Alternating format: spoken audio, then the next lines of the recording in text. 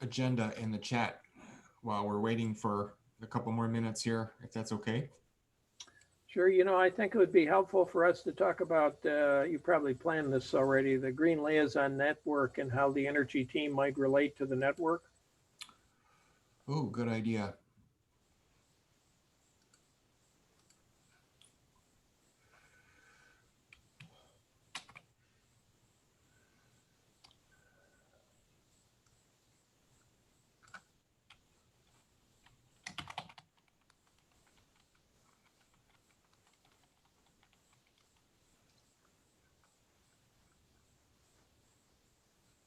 Can you guys see the chat window? Yes, I can. Yes. Okay.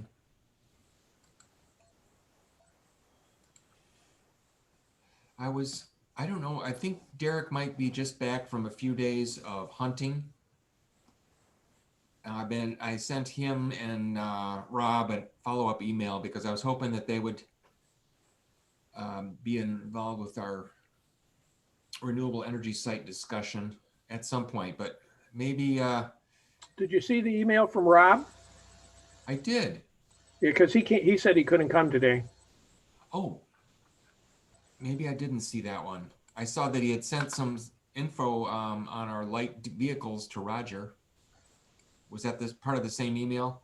I don't think so. He said another one where he was basically apologizing for not being able to be here, but he's basically just got too much business.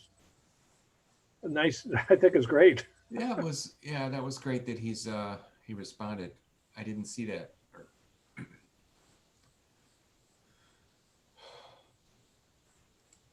Um, do you guys have any thing else you want to banter about while we're waiting for Roger? Well, yeah, let me run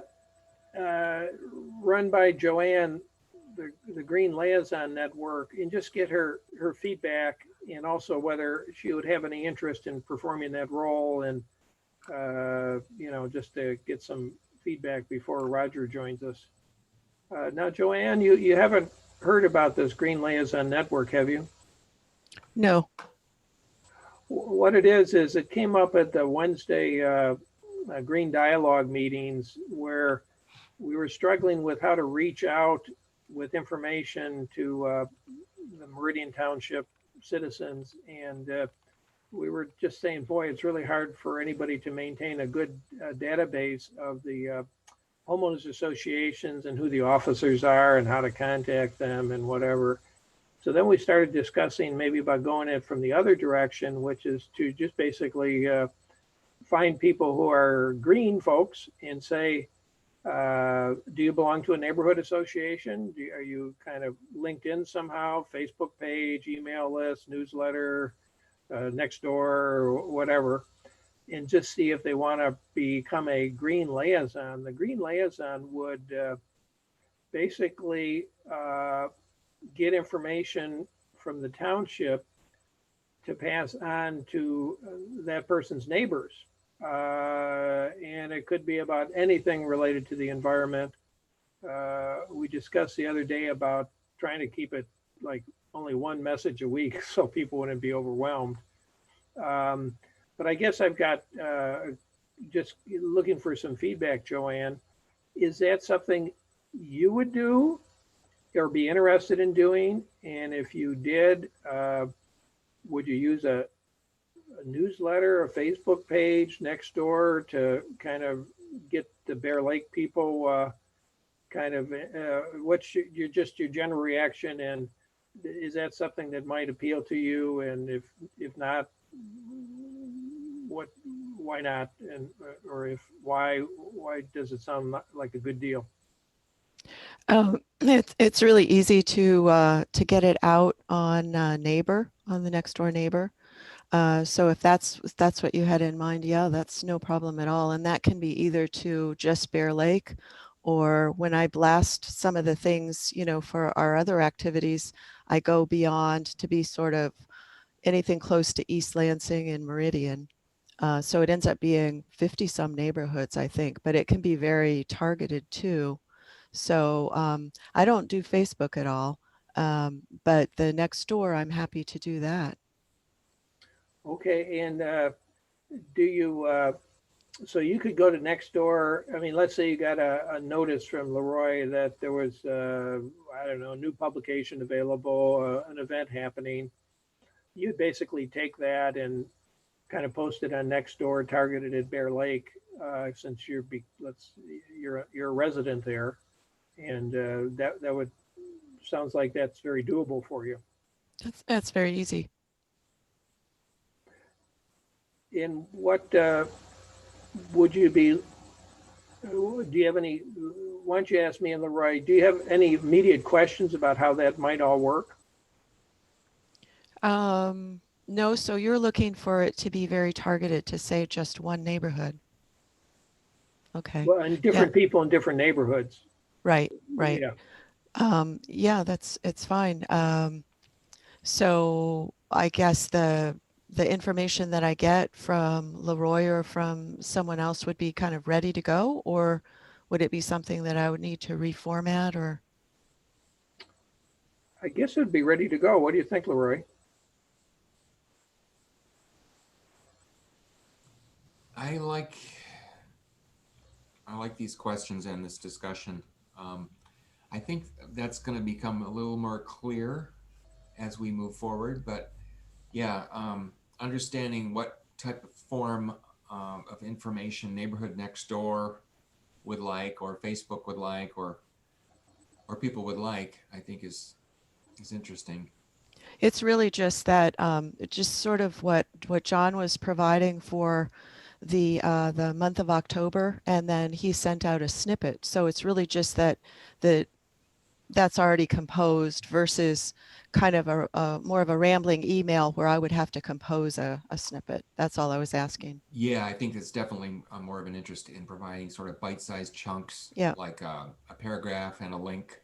Exactly. But another question that came up, but I don't want to detract from your question, John, of asking Joanne what her questions are, because it's helpful to hear a new person who's not been exposed to this idea, what questions they have. So did you have any other questions, Joanne? So then would I also be offering to funnel information back? Or am I just kind of disseminating the information?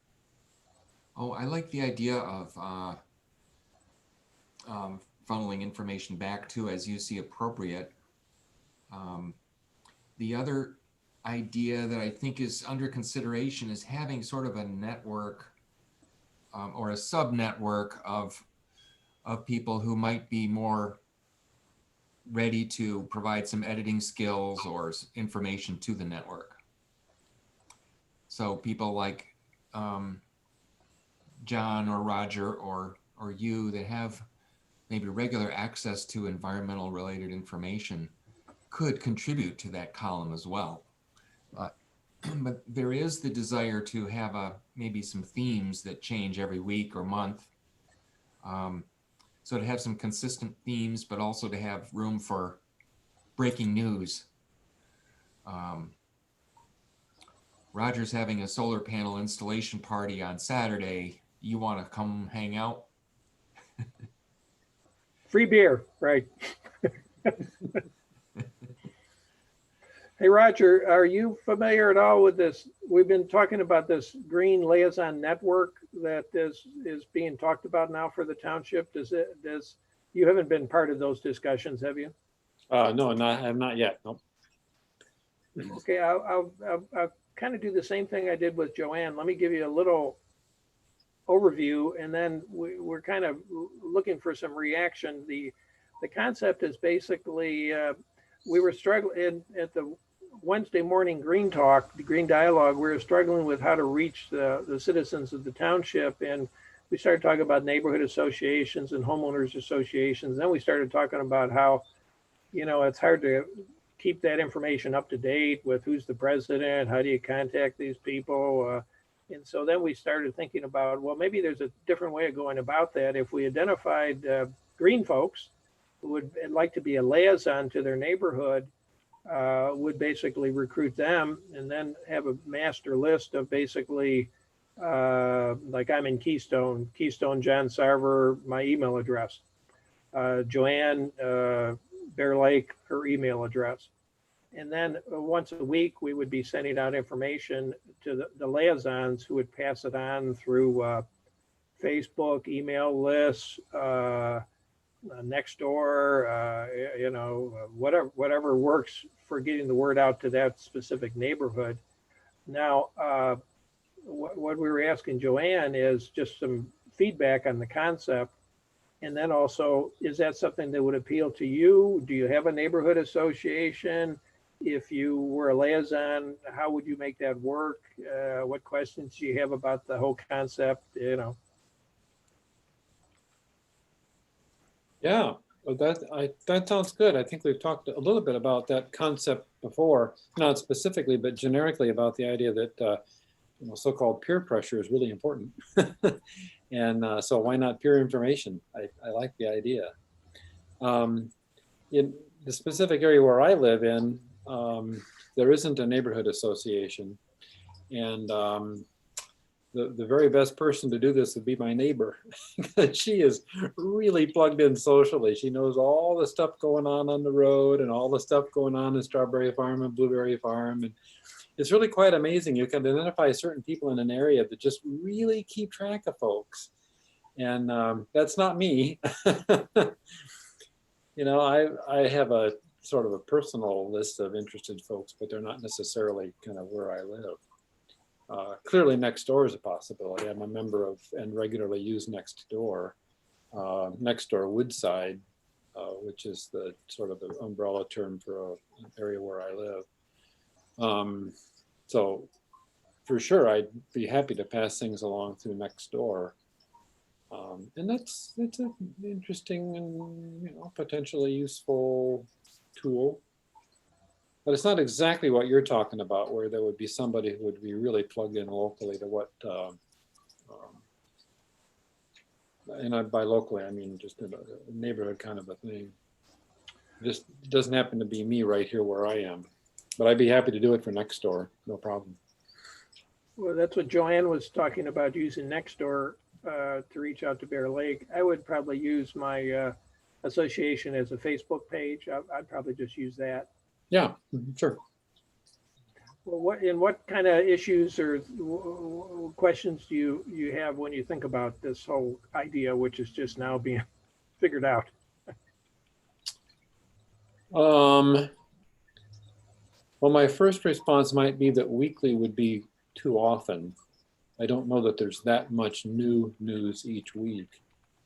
There's some advantage in keeping engaged, just to make sure people stay interested and are paying attention. But in terms of what people are getting already, my sense is that they're kind of flooded already with information, kind of a constant stream of just stuff coming at us all the time. And maybe if there was some way we could make it kind of special, perhaps weekly, perhaps monthly, but something I would identify it as being something really worth reading and worth thinking about each period. Because boy, I tell you, it's incredible how information is just, drinking from the fire hose kind of a thing now. Reminds me of that T.S. Eliot saying, where's the knowledge lost in the information and where's the wisdom lost in the knowledge? I love that. Well, when we were brainstorming the other day, we were kind of struggling with these issues and kind of saying, people are overwhelmed with information, especially email. But and so we would have to think up a catchy label, try to send information out, kind of like the same day if possible. Keep it relatively brief with links to further information. So we kind of were struggling with that overload issue. let me throw out an idea I was thinking about this morning when I took a walk, because I was trying to think, okay, let's say we're successful. And Leroy, did you say there's like about 80 neighborhoods? Yeah, and that doesn't necessarily include individual apartment buildings. And of course, half the, well, a third of the population are renters. Good chunk of those live in apartments, but Did you say yeah, a third of there's the quite a population? Did you say a third of the population in Relloy is renter? I believe that's the approximate Okay, number. I'd have to check, but it's Yeah. quite substantial. It's kind of like East Lansing in some ways. yeah, it is. Yeah. In fact, a lot of those are the big apartments near East Lansing. But anyway, to get to your point, John, go ahead. Oh, well, let's assume that, I was just trying to get a reality. Let's assume we end up with volunteers to reach half the neighborhoods, so that's like about 40 people.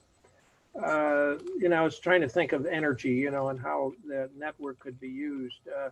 One idea that popped into my mind is we could do a Zoom meeting for the liaisons, which would basically be an introduction to solar energy like we've done in the past at churches and whatever.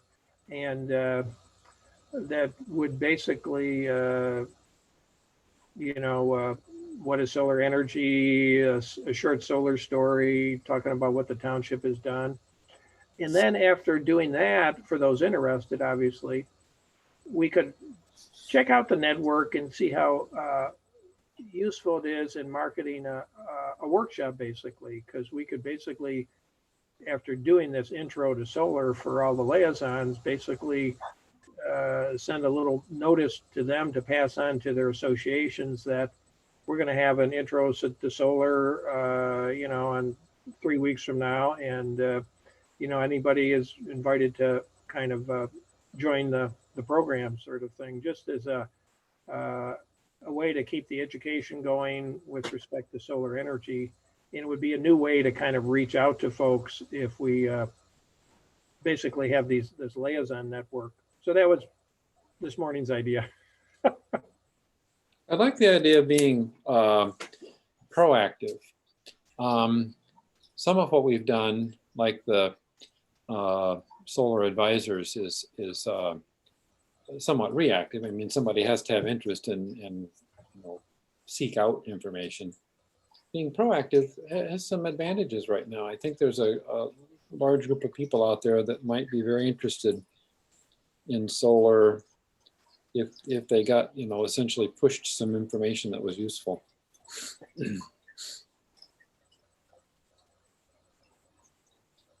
Yeah, I like that idea. What do you think, Joanne? Sounds good. I like the fact that this can go in a lot of different directions, and we can think creatively about. I guess what might make sense if we're going to do that would be to have one of the weeks or 1 month kind of devoted to energy topics. Think about what some of those topics might be. I like Roger's suggestion of a monthly thing and maybe a little bit more of a special attention, sort of like maybe the Green Gazette, where you have all the stories wrapped up into one summary issue once a month.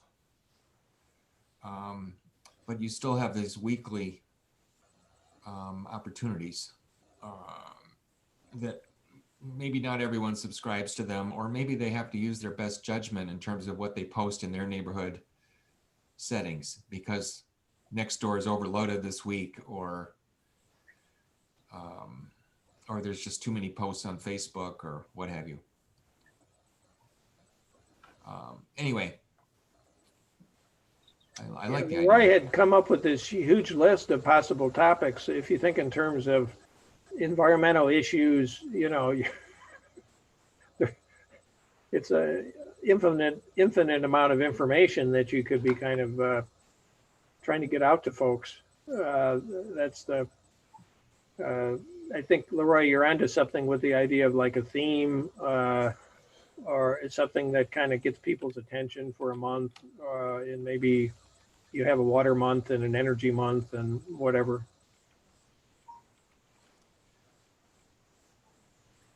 One idea that came up too is that, Joanne or Roger or John, do you guys subscribe to Meridian Happenings? Sure. Yes. Okay, well, one of the ideas was to put a little piece regularly in that, which home TV might like if they have a sort of a prepackaged story every week, that they can just drop into that, so that part of the communication just becomes working through communications department. The Meridian Communications Department has quite a presence on Nextdoor. They have a lot of notices there, and I'm not sure whether they take precedence over just individual postings, but they do a good job of getting things out on Nextdoor. I agree, Joanne. I've been really impressed. They've chosen well, and they've had a lot of relevant things on there. So we Um, might want to take a little care in not overly duplicating if there's something, that's already been covered. Well, this is helpful. I mean, I don't think it hurts for people to see something twice if they see it in the Meridian Happenings. If it's, and I don't know if they want more stuff for Meridian Happenings, but if they did have timely, useful information chunks that they could put in there, that could maybe just complement what we're talking about here. But I was talking about the duplication on Nextdoor. Oh, right. Yeah. Okay. So, for example, if you got that Meridian Happenings and you saw something environmental, but you also got it somewhere else, you could choose whether to repost it or not if it was overkill, I guess is what I'm sort of leaning. Sure. Thinking. Yeah, Okay. that's true. Anyway, thank you for continuing this conversation. It is emerging. And as I mentioned before you got on, Roger, they're looking for a network of people that are writers or just have their feelers out for topics that'd be worth sharing. I think it's something that like to sort of have an editorial team to just assist with. Maybe it's once a year or twice a year if there's a topic that you're interested in, like electric vehicles, for example. That might be a nice little news story. So anyway, I agree. can you see the agenda in the chat window, Roger? I see. Yeah, I can now. If you joined after I posted it, sometimes I've heard that you can't see it. So maybe I'll repost it. Yeah, I don't. I think you'll have to post it again. Yeah, I just brought it up. I can see it. Okay, There we can you go. see it? Can you I see it got now? it. Yep, I got it. Yep. Okay. Well, we've got the last item on the agenda covered. Is there any other parting comments about being liaisons that you wanted to throw in?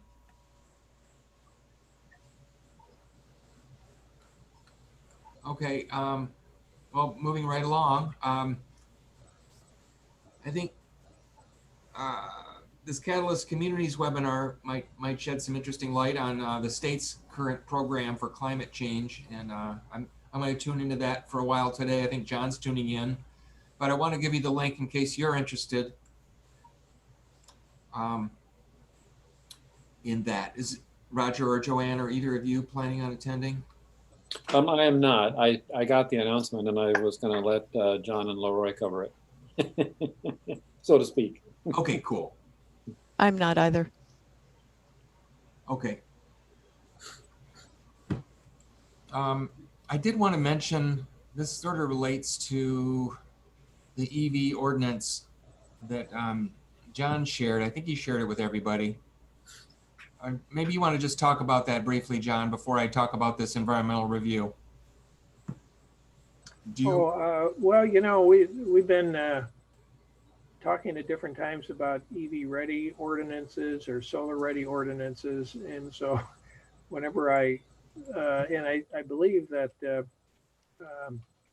East Lansing EV ordinance, which I think is still draft, was shared with the Environmental Commission.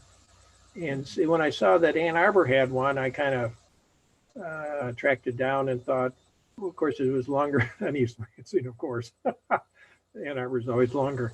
But so I shared that with, kind of forget who. I think, Roger, you were on the email, and Bill McConnell, because he's on the Planning Commission, just to kind of let everybody know that Ann Arbor's working on that too. And this does relate to the green infrastructure audit. There's a lot of interest in kind of looking at our ordinances and how they might change. And one thing too, it kind of related is I was on a Zoom meeting headed up by the city of Ann Arbor where they were talking about building codes and energy codes. And of course, it's possible that the EV ready or solar ready might fit into that discussion. That was a very first meeting, but that group is talking about trying to impact the state of Michigan's development of a new energy code. So that's early discussion, but is I guess on the state's agenda for next year. So it's that.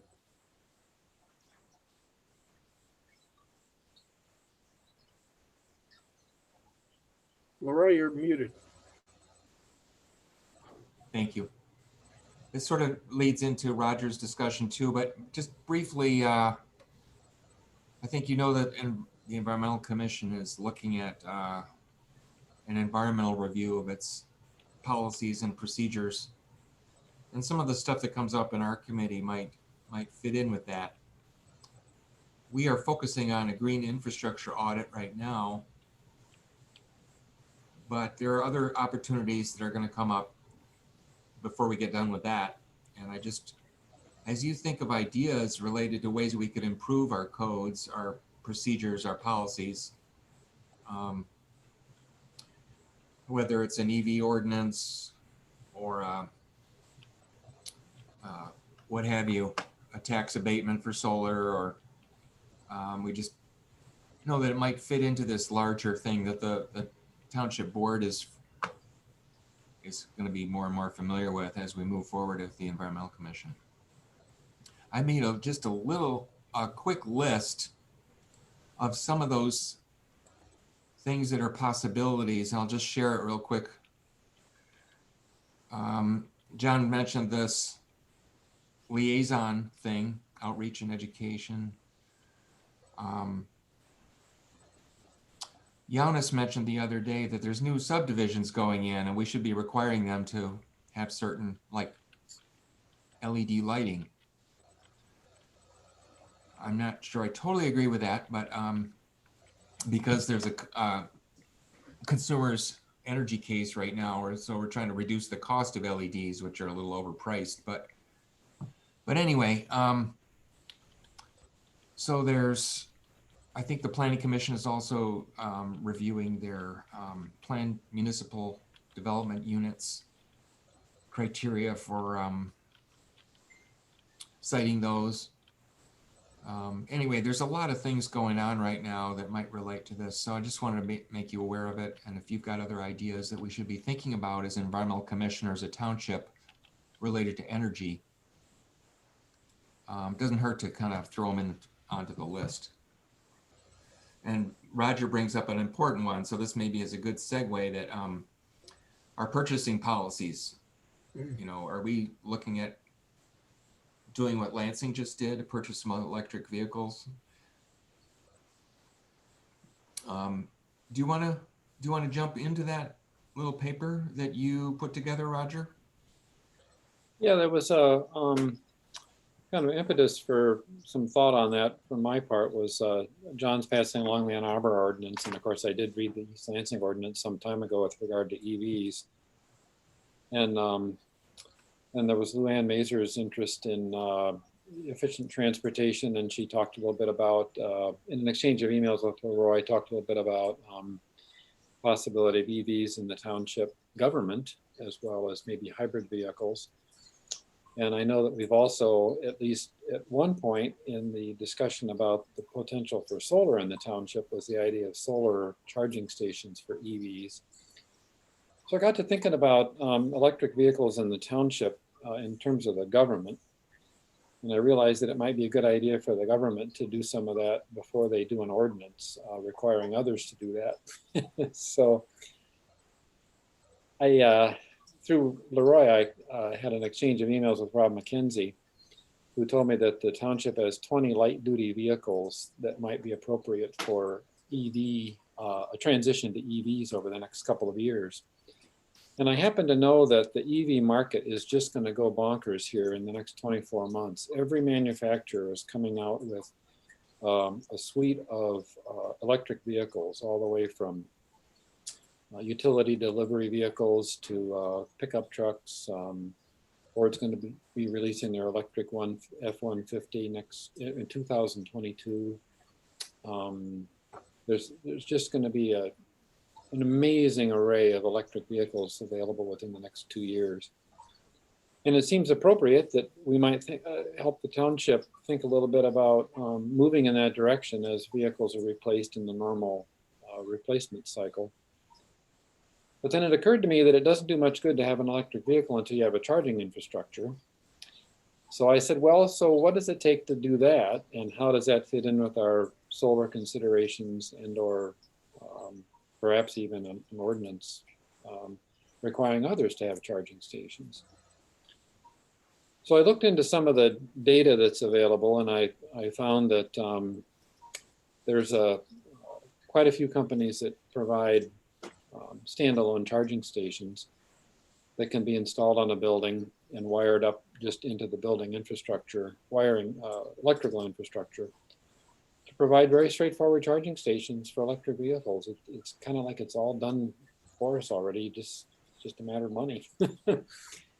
A simple 2-vehicle charging station mounted on a wall is about $6,700 plus the wiring, which isn't horribly expensive. It's big wire. It requires an 80 amp circuit breaker, but it's not a big investment. And if we had one of those on the municipal building and one of those on the service center for township vehicles, we could charge 4 to 6 vehicles overnight easily that were just kept here in the township. And I was heading in the direction of thinking about EV vehicles rather than hybrid vehicles. Because with full EV vehicles, you start to really get some cost savings in operations. It's remarkable. There's none of the normal costs that you have with internal combustion vehicles with regard to maintenance. They just work. You just sit there and they just work. You rotate the tires once in a while and you're good to go. So I think it's a reasonable option for the township to consider. But then in sort of one step further, I said, well, so what does that do to our electrical use? Because we're trying really hard to come up with 100% electrical use, renewable energy for electrical use in fairly short order here. And so if you're going to increase it with electric vehicles, that might gum up the works.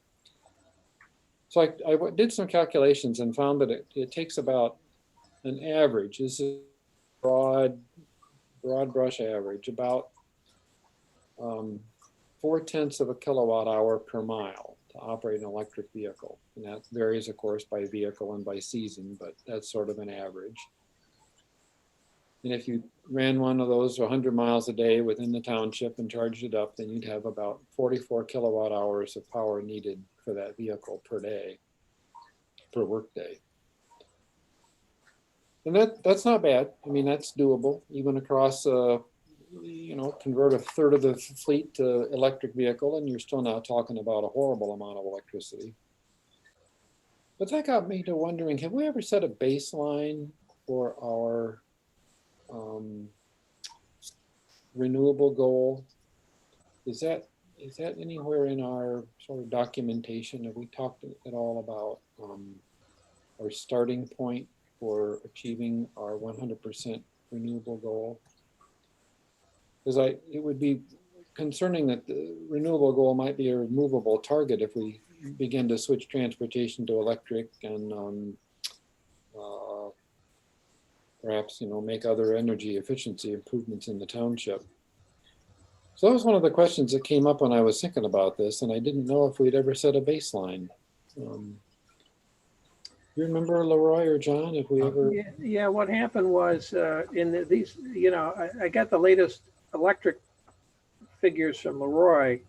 And then but we really need to redo that because those are like 5 years old now, or they're pretty old, those numbers. And then all we did, after we came up with the kind of goal of taking credit for consumers' energies 40%, efficiency savings 30%, renewable energy 30%, basically came up with we probably need about 400 kilowatts of solar.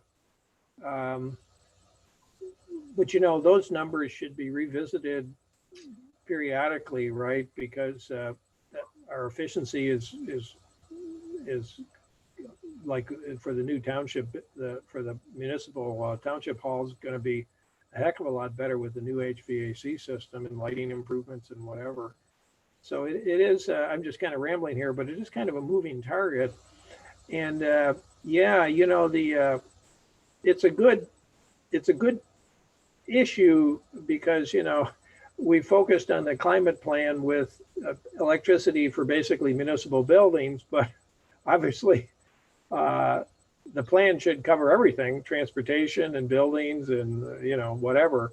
And so, if we're going to electrify everything, let's say we want to electrify all the buildings and all the transportation, you've got a lot more electricity, and that changes the numbers. It does. A lot. Yeah. But that's the electric vehicles are plugged into the building, so it's the building that it has the increased use.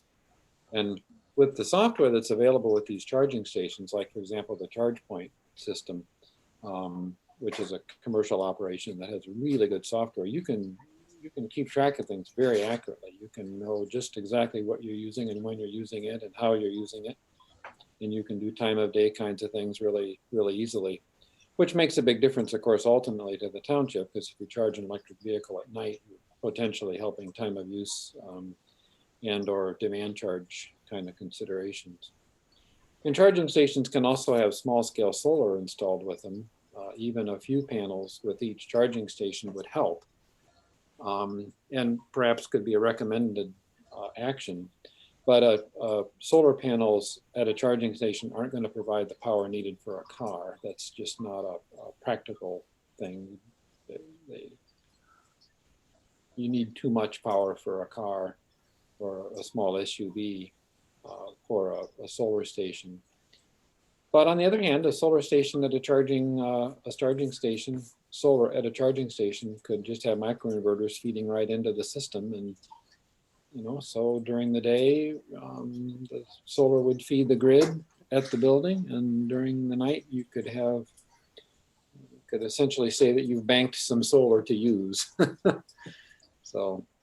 Well, and we can't forget the fact that, we're consumers' energy is moving toward renewable energy for their electric, right? And so I think the estimate was for 2035, 40% of their electricity would be renewable. So, if we're getting electricity off the grid for the vehicles, by definition, 40% is coming from solar or wind. One thing that would be interesting to at some point do is to, because you mentioned some kind of numbers there, Roger, about if you electrified the fleet, what would it take?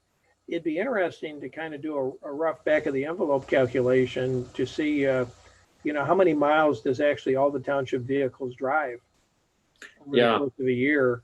Yep. And then if we just assume we convert all of them to electricity, what would that mean with respect to kilowatt hours, and just to get a handle on the opportunity, the problem.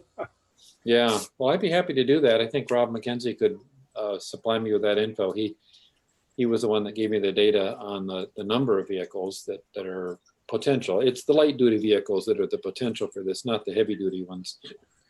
But yeah, if there's a certain number of pickup trucks and small SUVs, maybe a sedan or two that that he could provide some information on with regard to just miles even per day, it would be a relatively straightforward calculation. It's not, you know, it's got a wide confidence interval, but it, you know, there's some potential there to figure out how much power it would take. Well, nice job on that little one pager, Roger. That was just really thoughtful and well articulated. And I think it may not create change immediately, but it at least it planted the seed in Rob's brain and Derek's brain, our brains. And we'll see what germinates. But I like the idea of your sort of practical logic and just your general curiosity. Are there next steps? Do we want to kind of get back with Rob about those numbers, or Well, now that we've taken this step, I think I would be interested in knowing a little bit more about the number of miles driven. Maybe not per vehicle. I don't know how finely he parses the data anyway, but if we had some information about that, I think it might be worthwhile. A simple email following up on John's idea of making some calculations that would tell us a little more accurately what we're dealing with. Because my 0.4 kilowatt hour per mile is just an average medium-sized SUV. It's not a pickup truck, and it's not a little Bolt. So, I don't know. One thing that's interesting about this discussion, I think, is that wasn't the Lansing vehicle a police car, a police cruiser? yeah. Yeah. Well, which Hybrid. kind of surprised me, just because you know, police cruisers have special needs, and but the one of the things that's kind of interesting about this whole discussion is you got police cruisers out there and other vehicles, right, which are idling all the time. Yeah, right. And so you put in an electric vehicle that has it kind of changes the usage pattern for sure. Yeah. Maybe even more so than a typical homeowner's vehicle, because, you know, I mean, I don't idle my car very often at all. I mean, you know, it obviously you stop at a stoplight and it temporarily kind of goes off. But I just think of all those police cars out there sitting on streets waiting for somebody to go through a stop sign, and Sure. all the gasoline that's not going to be burned. I mean, I would think it would add up. Yeah, I wasn't initially considering public safety for this for the very reasons that you raised. That's a kind of a different use case. And that might be better for vehicles like hybrids that have a gas engine also. But wasn't the Lansing vehicle was an all-electric police car, right? Not that I know of. I think it was a hybrid. Oh, okay, okay, I think it was a Ford Explorer hybrid. okay. So they're I guess purchasing I'm two not of sure them. about that. But Andy Kilpatrick might be able to provide some more background information for us. He was the guy. He's fairly progressive transportation engineer, and in fact, I think he's the current director of Public Works, Public Service at in Lansing. so he would probably know what he has. He's also been a real advocate for walkable, bikeable communities over the good. years, last Great. decade. Cool. Well, thanks for again for this, bringing it forward here. Any other questions or suggestions for Roger or our team related to that?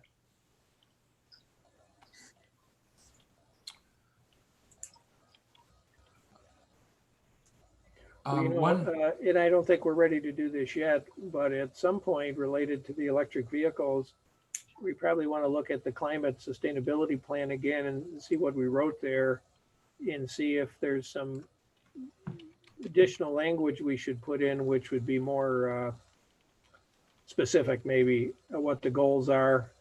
I'm guessing the plan now just talks about looking into electric vehicles. And after we do a little more analysis and stuff, maybe the plan should be more specific, that we have a goal of converting all the light duty vehicles to electric by whenever, you know. Yeah. Roger indicates, right, it would, I mean, these things happen, like you purchase a certain number of vehicles every year. And so the turnaround, the whole fleet takes 5, 6, I don't know, 10 years. It takes forever, but Right. it'd be nice to have that in the plan as a more specific goal.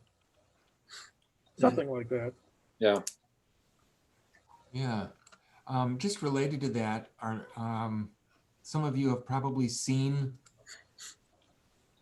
the output for the new farmers market system. No? No, I haven't seen that yet. I No, posted haven't the seen link here in the chat window. Oh, good. Do So we have one for the fire station too? not yet. They're still trying to make it through the firewall. Oh, the But, firewall at the fire station. Yeah, no pun intended. I guess there was an issue with the modem, and Stephen is connected with Dan on that, but this just shows the output. So let's see, so far today, there's 5 kilowatt hours produced. That's enough to charge one vehicle, right? Cool. No, That's no, pretty neat. no, not quite. 10 miles worth. Yeah. What, right, I'm sure this question's gonna come up. If you think in terms of, what do we have at the farmer's market? How big a system? 6 kilowatts, 5 Oh, kilowatts? it's a little under 4 kilowatts. Okay, and do we have any sense for what percentage of the total electric use at the market that represents? We came up with some estimates, and I don't have them in front of me. And part of the issue was we're not sure what how much the new farmers market's going to use, and it'll sort of depend on how many other activities are happening. We did have some historical data on the old farmers market, but it was questionable because there were some other things plugged into the new one. So we'll hopefully have more data coming soon. Are we thinking that's gonna be over 50% or under 50%? Under 50? Under 50? Yeah, I believe Okay. so. That chart showed some pretty good data for a 4 kilowatt system. That's not bad. That's in a good spot. Sweet, good to hear. So here's the little link in the chat window if you'd like to put that in your favorite link Yeah, thanks, Leroy. sites. And then hopefully we'll have the other fire station available soon, which is 10 times as big. Well, not quite that much, but maybe it is about 10 times as big. Anyway, what else do people want to talk about today? I think we sort of talked quite a bit about the location of the solar panels, some of the sites. And I'm thinking maybe we can talk more about that next month if we can get Rob and maybe Derek. Maybe even approach them for what times work for them and meet around their schedule. Just so, because Derek seems to be sort of ready to plunge ahead. He's a great decision maker. And obviously with more different types of systems, there's going to be more maintenance and more potential issues to deal with, but which isn't always a concern for Rob. But we probably want to begin to think about maybe how we approach this when we talk with them a little bit more. What are the advantages of just going with one site? And if we're serious about doing some demonstrations, what really makes the most sense? Just to be strategic about how we spend that $300,000 in a way that best benefits the township and doesn't cause too many headaches for our maintenance and facilities staff. Well, Leroy, too, refresh my memory. If I remember seeing the email from Derek, he was basically saying, the first priority should be the service center, and then down the road, primarily using, I think, solar carports, provide electricity for the public safety building and for the township hall. And so I thought that was, it seemed like there was a significant interest in using the carports. And I think he'd expressed some concerns about the roofs. There's always kind of issues when you start using roofs. And so I think his natural inclination was to use carports. Apparently there are some carports already near the public safety building. And of course there's parking lots that could be converted into solar carports. That's interesting too. He talks about a power purchase agreement with Consumers Energy for the water treatment plant. That would be interesting. He doesn't say really for the service center whether he'd be looking at the roof or ground mount. What's interesting too is, I think, is that the way Derek, this is marvelous, the way Derek is talking is that basically the township's going to be funding solar arrays every year for the foreseeable future, because he's talking about this next year and the year after and the year after, which is great. Well, unless we can afford to do all three of these or start on a couple of them this year.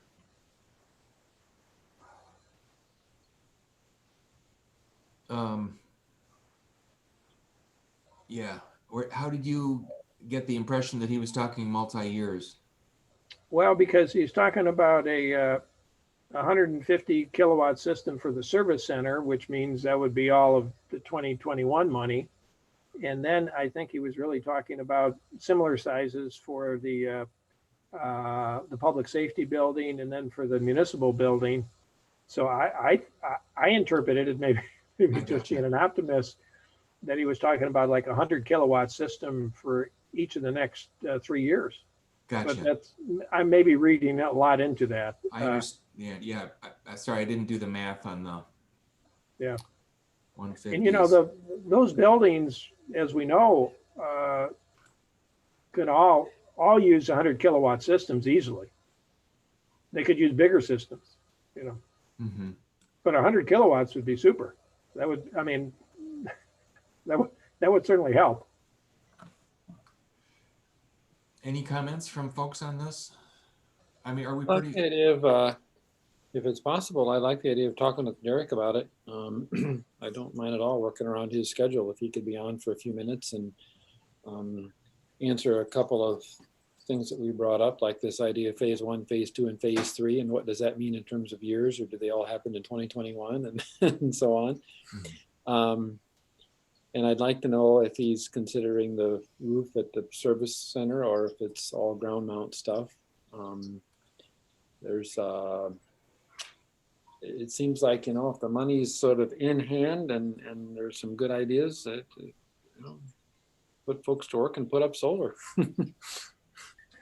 Well, too, I think we've talked about this before, about using batteries maybe on a pilot basis initially to kind of see if we can impact the demand charges, because I think all the service center, I think all those 3 buildings probably have demand charges. And so that would be something to kind of explore too, because maybe early on it would be useful not a relatively small amount of the money be used for a battery bank, just to see if we can knock down some of those demand charges at the service center or wherever. Yeah, that's a good idea. I think there's some good things coming on with batteries, and I guess I'm not sure about next year, but for sure within 2 years we'll have a a really good setup for battery plus solar or storage plus solar. Right now, the cost of batteries in that kind of scenario is about $1 a watt, which adds X number of dollars to your overall bid. And it also adds some maintenance work. You have to pay attention to connections and keep things cared for a little bit more than solar only. But for specific circumstances, like if we could figure out how many it would take to eliminate demand charges, that could be a big deal. So, Oh, it just dawned on me too. One thing to consider for any of these installations is future addition of a battery bank. Maybe we don't want to do it next year, right? But maybe 2 Sure. years from now. And I don't know if there's anything that I'm guessing there may be something to do with the setup to make the buildings more kind of battery ready, or whatever we want to call it. yeah. And I don't know what those issues would be, or do you think, Roger, that might be an issue to think Well, it about is. or not? It is. Okay. Siting is an issue and wiring is an issue. And in both instances, if you can, like you suggest, think ahead a little bit about where you would place your battery system and how you would wire that into what you have or what you're constructing, that'd be really smart. The only reason to wait with that is cost. The cost is coming down for sure, big time. Right now it's $1 a watt, and it's not going to be $1 a watt next year or late next year, a year from now. All the major companies are coming out with these sort of following the Tesla Powerwall example. And you're going to be able to go out and buy a system from any of the major companies like Generac or Tesla or the AP Systems to do exactly what we're talking about, to provide battery storage for solar, integrated just with your regular storage on-grid system. So it's right now, it's just a matter of cost. You can do it right now, but it's fairly expensive. So Cool. that'd be smart to plan it in ahead of time. So those are all good 3 investment strategies, right, Roger? Yep.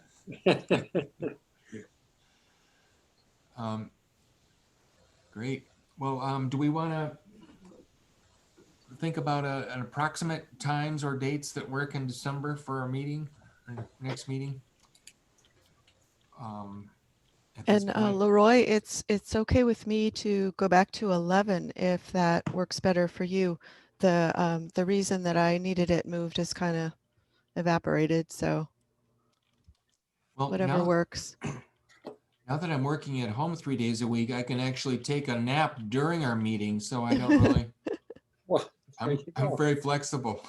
Okay, is- whatever. I This is just just a wanted to talking pre-recorded head that you're watching right now.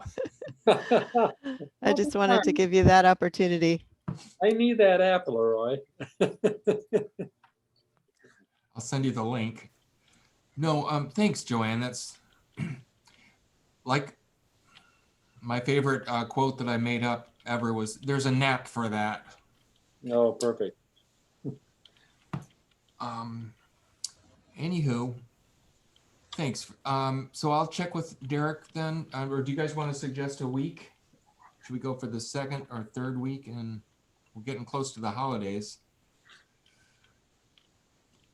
Yeah, I think the 2nd or 3rd week, would be good. Okay, great. Because it would still, if we think in terms of the week of the 6th and the week of the 13th, there's still almost like a full week before the actual Christmas day. So that shouldn't interfere with too many things if it's a week ahead of Christmas. Anytime those 2 weeks is fine with me. Yeah. Great. Me too. All right. Well, hey, it's been a good discussion. Are any other parting comments people have? Not today. Okay. Well, thanks for joining in, and we'll be chatting soon, I suppose. And Okay. if Roger or Joanne, if you ever want to tune into one of those Wednesday morning dialogues, even if it's just for 5 minutes to see what's cooking, I'd be happy to send you the link on that. It's a Zoom meeting for an Sure. hour, Wednesday Okay, morning. thanks. All right, All righty. See y'all later. Thanks. take care.